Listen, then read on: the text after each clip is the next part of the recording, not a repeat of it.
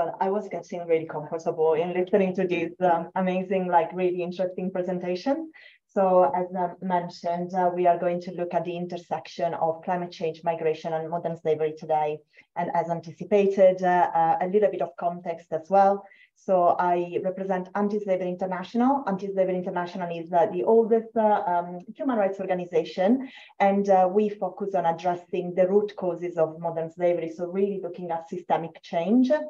We are based in the UK, but we work with partners across the world, really leveraging the shared expertise. We deliver advocacy campaigns that are informed by research and by project implementation as well. And very importantly, also, we try to avoid the duplication efforts. So we really look at the gaps rather than keeping building on existing evidence. So modern slavery, some of you might be less familiar with the term. It's a term that is usually referred to in the UK context, and it actually encompasses different forms of severe exploitation. So forced labor, human trafficking, but also descent-based slavery that still exists today. Anyone can end up in situations of modern slavery, unfortunately, but obviously when there are already certain vulnerabilities, then it's more likely to become vulnerable to that. And these vulnerabilities include marginalization, but also inequalities, not in terms of absolute poverty, but relative poverty and the imbalances of power that result out of that. But then also discrimination and lack of opportunity. So in your head, if you want to picture a situation of modern slavery, you can think about someone that might have a job or not at home, and they are approached by someone, they get offered a better job opportunity elsewhere. They decide to take up the opportunity and maybe take up a loan to finance their migration journey. But then when they arrive at destination, they realize that the situation is very different to what they have been promised. So the conditions of work are really harsh, the pay is very low, but they can't leave the job because their documents have been withdrawn by the employer, and they are performing the job against their will and under threat of punishment. So how does this relate to climate change and migration? So we know that when climate change events strike, people become more vulnerable to modern slavery. When there are already existing vulnerabilities, so people don't have access to any other resources, they don't have their voice represented in society, they are not just impacted more negatively by these climate effects, but they are also more likely to be pushed to migrate. And we know as well that when people migrate because they are forced to do so, or it happens in situation of distress, then the risk to become vulnerable to modern slavery also auments, increases. And as we have heard over the past few days as well, we know that we need to think about those that stay behind. So those that can't or don't want to migrate, and the vulnerability that they might be facing because of that to being exploited.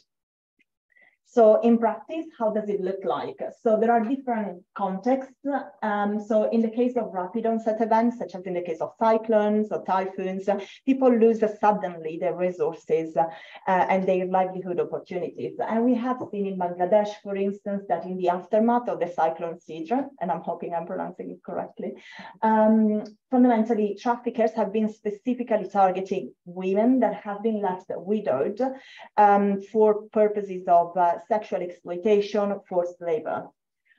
In the case of slow set events, so the opportunities are for a livelihood, for survival, erode increasingly. And so people are pushed into looking for opportunities elsewhere to survive.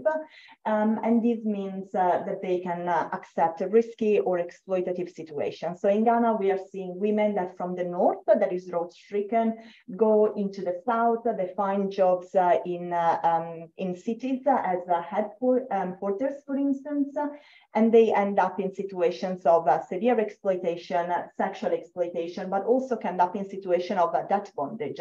So fundamentally, the employer maybe pays for specific items for the person because they don't earn enough to be able to afford that for survival, but they also but they can't pay it back because they don't earn enough, and so they enter a circle where exploitation is continuous.